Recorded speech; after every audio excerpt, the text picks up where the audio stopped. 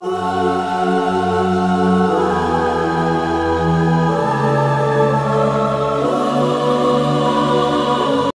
స్వాగతం. ఈరోజు మనం ఒక ఆసక్తికరమైన అంశం గురించి మాట్లాడుకుందాం.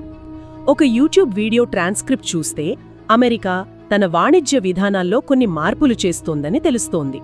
అవును. అంటే ఆంక్షల బదులు సుంకాల వైపు వెళుతున్నట్టు.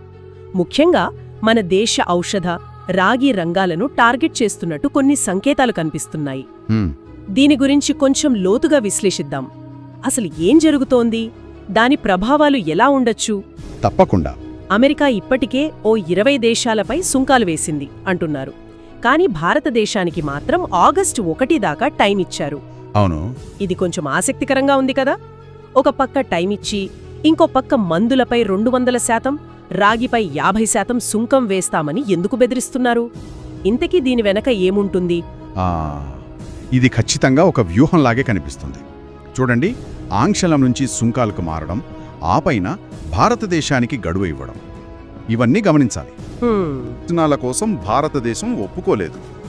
ఇప్పుడు ఈ సుంకాల బెదిరింపులు బహుశా ఒక చిన్న వాణిజ్య ఒప్పందం, అంటే మినీ ట్రేడ్ డీల్ అంటారు కదా, దానికోసం మనల్ని తొందర పెట్టడానికి అనిపిస్తోంది. ఆ గడువు అందుకేనేమో. ఓ అలాగా. సరే, మరి ఔషధాలపై ఏకంగా 200% సుంకం అంటే మాటలు కాదు. మన దేశం ప్రపంచ ఫార్మసీగా పేరు పొందింది. అలాంటి మన ఫార్మా రంగమే ఎందుకు వాళ్ళ టార్గెట్ అయింది? దీనికి ముఖ్య కారణం అమెరికా మనపై ఎంతగా ఆధారపడి ఉందో అదే చూపిస్తోంది. అవునా? నిజానికి అమెరికాకు కావాల్సిన మొత్తం జెనరిక్ మందుల్లో, అంటే తక్కువ ధర ప్రత్యామ్నాయ మందుల్లో 33% పైగా మన దగ్గర నుంచే వెళ్తున్నాయి. 33%? చాలా ఎక్కువ కదా. అవును. యాంటీబయాటిక్స్, డయాబెటీస్, గుండె జబ్బులు, క్యాన్సర్ ఇలాంటి కీలకమైన మందులకు మనమే అతిపెద్ద సరఫరాదారు. పరిమాణంలో చూస్తే మనం ప్రపంచంలో 3వ పెద్ద ఉత్పత్తిదారులం. కానీ విలువ ప్రకారం చూస్తే 14వ స్థానం. అంటే అర్థమేంటి? తక్కువ ధరకే నాణ్యమైన మందులు ఇస్తున్నాం. నిజమే.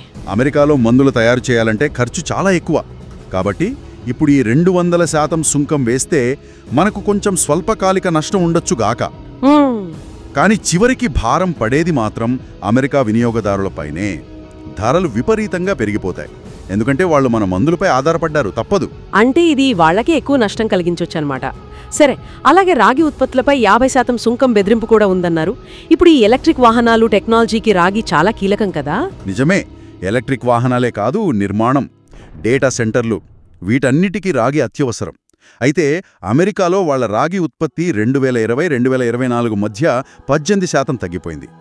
దాంతో వాళ్లు మన దేశం, చిలీ, ఇండోనేషియా లాంటి దేశాల నుంచి దిగుమతులపై ఆధారపడుతున్నారు. ఇప్పుడు 50% సుంకం వేస్తే అది మనకు నష్టమే కాకుండా అమెరికా పరిశ్రమలకే పెద్ద దెబ్బ. అంటే రాగి ధర పెరిగిపోతుంది కదా. అప్పుడు వాళ్ల ఉత్పత్తి ఖర్చులు, నిర్వహణ ఖర్చులు అన్నీ పెరుగుతాయి. ఇది ఒక రకంగా ఇద్దరికీ నష్టమే. లూజ్ లూజ్ సిచ్యువేషన్ అంటారు కదా, అలాంటిది. అంటే ఔషధాలు, రాగి ఈ రెండిట్లోనూ అమెరికా మనపై బాగానే ఆధారపడి ఉంది. అయినా ఇలా సుంకాలని ఒక ఆయుధంగా వాడటం వెనుక ఉద్దేశమేంటి? ఇది లాంగ్ టర్మ్లో వాణిజ్య సంబంధాలను దెబ్బతీయదా? ఇది చూడండి, ఇది చాలా కీలకమైన విషయం. ఆరోగ్యం, ముడి పదార్థాలు లాంటి అత్యవసర వస్తువులు కూడా వాణిజ్యపరమైన ఒత్తిడులకు ఎలా గురవుతున్నాయో చూపిస్తుంది. అవును.